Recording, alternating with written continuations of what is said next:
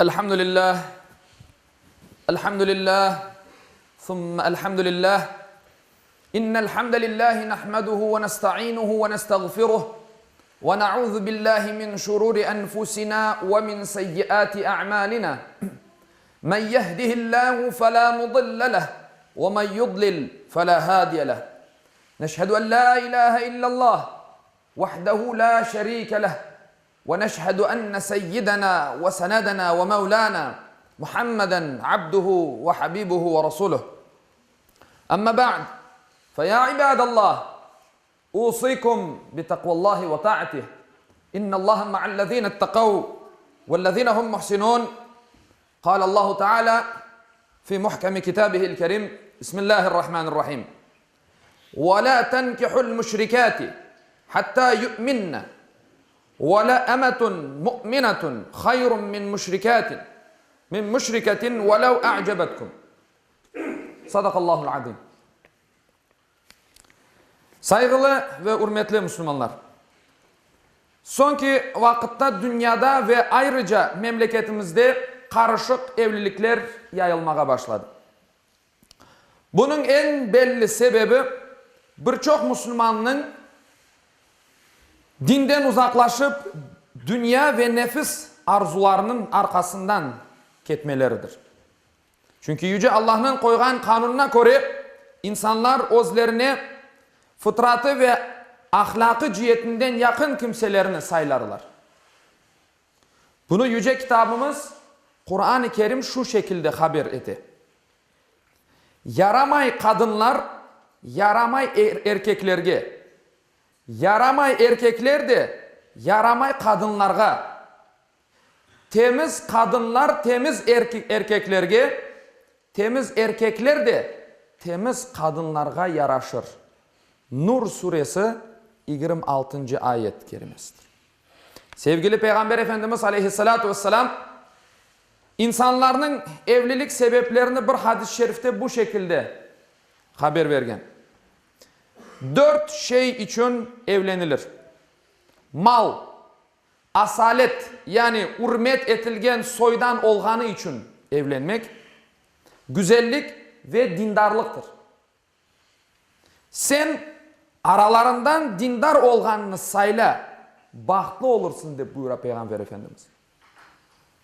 İnsanın iç dünyasını teşkil etken iman, ahlak, namus ve şeref gibi değerler, kıymetler yok olganda dış korunuş, boy, renk, güzellik ve başka sıfatlar değer kazanıp insanın gözlerine dülber korunmaya başlayır.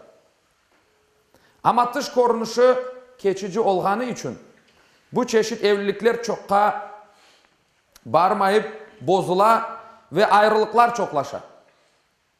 Güzellik bir gün bir gül gibi. Gül açar, ondan sonra solur. Onun için bizler Peygamber Efendimizin Aleyhisselatü Vesselam'ın tavsiyesine uyup eğer hayattaşımızı eğer sayılacak olursak iç güzelliğine göre saylamamız sünnetke uygundur. Bunun için her Müslüman evlenecek vaktinde iç güzelliğine dikkat edip dıştaki güzelliğe aldanmaması gerektir. Yüce Rabbimiz Kur'an-ı Kerim'de bu meseleye dikkatimizni çekip şu şekilde nasihat eder. Olarını korgen vaktinde korunuşlarını beğenirsin. Laf etkenlerinde sözlerini dinlersin. Olar sanki kiyindirilgen odun parçaları gibiktir deyip buyura Allah-u Teala Münafıkun suresinin 4. ayetinde. İşte giydirilgen odun parçası gibi bir şey. İçi boş. Bizler işte ona göre o saylavımızı yapmak gerekir.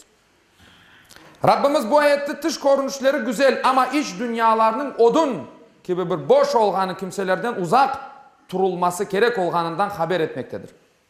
Müslümanların ehli kitaptan dış ateist, Budist gibi kimselerinin evlenmeleri hem akay hem kadın için haram deyip saygandır İslam dinimiz.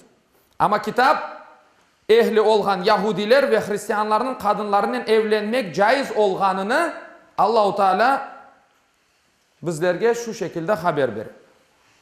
Bugün sizge yaxşı ve temiz olan şeyler elal kılındı. Ehli kitapның, Yahudi ve Hristiyanlarının aşları haram olganlarından tış elbette ki sizge elaldır. Sizin aşlarınız olarga elaldır. Mümin kadınlardan namuslu olganlar ve sizden evvel kitap verilgenlerden namuslu kadınlar, zina etmegen, gizli dost tutmagan ve mehirlerini bergenlerinizden son sizlerge elaldır. Kim imanını taşlasa yapkan hayırlı amelleri boşa çıkar ve o ahirette özüne zulüm etken olur. Maide suresi 5. ayet kerimesidir. Bu ayette iki kısım var. Aşağıt maddeleri ve evleneceğimiz işte kızlar veya kadınlardır. Bizge elal olup da olarga elal olgan şeyler var. Bizge elal olmayıp olarga elal olgan şeyler var. Mesela aşağıt maddeleri, Hristiyanların ve Yahudilerin aşağıt maddeleri bizge de elaldır. Bizim olarga elal, olarının bizlerge elaldır. Ama kadınları, kızları bizge elaldır. Ama bizim kızlarımız olarga elal değildir. Yani biz evlendirip olamayımız o Müslüman bir kızımızını, erkekini, Hristiyan ve Yahudi erkekini. İşte Allahu Teala bunu Maide suresinde 5. ayette bizlerge açıklayın. Saygılı Müslümanlar, Peygamber Efendimiz sallallahu aleyhi ve sellem sünnetinde Cabir'in radıyallahu anh rivayet etkenine göre Peygamber Efendimiz aleyhissalatu vesselam şöyle buyurdu. Biz olarının yani ehli kitapının kadınlarını nikahlarmız. Olar bizim kadınlarımızı nikahlap olamazlar. De buyura Peygamber Efendimiz aleyhissalatu vesselam. Karışık evlilikler günümüzde Müslüman korantasına zarar getirip dinden, imandan, Allah'tan ve peygamberden uzaklaştıra afsus ki. Milletimizin aziz kıymetlerini yok edip milli kıymetlerimizni, tilimizni gayip ete. Günah olan işler yapmağa ve haram olgan bayramlar kütmege bizlerini iteyi. Doğan ballarının belli yol tanımayıp dinsiz olmalarına sebebiyet verir. Vefat etkenlerinde, ölgenlerinde ise fitnege sebep oluna. Nasıl kanun boyunca defn edilecek? Ömür boyu yaşadık beraber, bayramlar kütüldü, bütün adet, urf adetler kütüldü, yapıldı. Ölgen vakitte ayıptır. Neçündür sayıla. Ama şunu bilmemiz gerektir ki insan hayatında hangi dinge mensup olsa o din boyunca muamele edilir. Sonki yolculuğuna da ona göre ozgarılır. Allahu Teala bizim ana topraklarımızda meseleler çok. Daha da çoklaşmaması için böyle menfi cihette bizim halkımızı tesir etken meselelerinin çoklaşmaması için Allahu Teala bizlerge yardımcı olsun. Akıl feraset versin. Bizim korantalarımızı sağlam kılsın. Vergenimiz kararlarını ardında durmağa kısmet etsin. Allahu Teala çeşit türlü belalardan bizlerini, bizim halkımızı porçalasın ve gelecek güzel nesiller terbiye etmeye cümlemizge ana babalar olarak kısmet eylesin inşallah. Ela inne ahsanel kelam ve ablagan nizam kelamullahil melikil azizil allam كما قال الله تبارك وتعالى في الكلام: وإذا قرئ القرآن فاستمعوا له وأنصتوا لعلكم ترحمون. بسم الله الرحمن الرحيم. إن الدين عند الله الإسلام. صدق الله العظيم.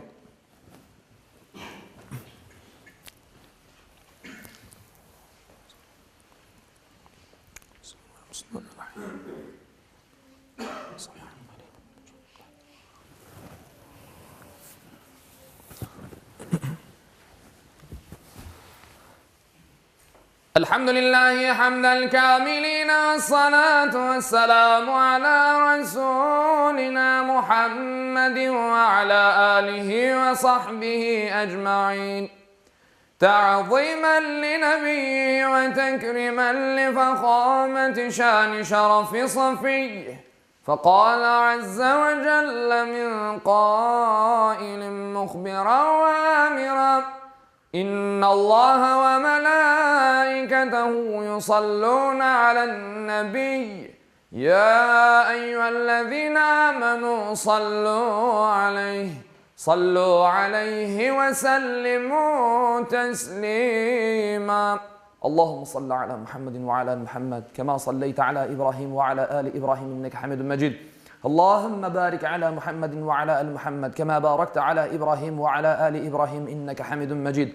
اللهم وارض عن الأربعة الخلفاء سيدنا أبي بكر وعمر وعثمان وعلي ذوي الصدق والوفاء، وعن الأنصار والمهاجرين والتابعين إلى يوم الجزاء، وعن كافة المؤمنين والمؤمنات والمسلمين والمسلمات الأحياء منهم والأموات بفضلك ورحمتك إنك سميع قريب مجيب الدعوات برحمتك. عباد الله، إن الله يأمر بالعدل والإحسان وإيتاء ذي القربى وينهى عن الفحشاء والمنكر والبغي يعظكم لعلكم تذكرون.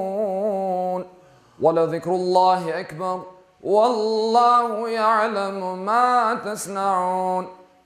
Okuğanım ayette Allahu Teala buyurar: Şüphesiz Allah adaletini, yaxşılık yapmakını ve soy sopka yardım etmekni emir eter.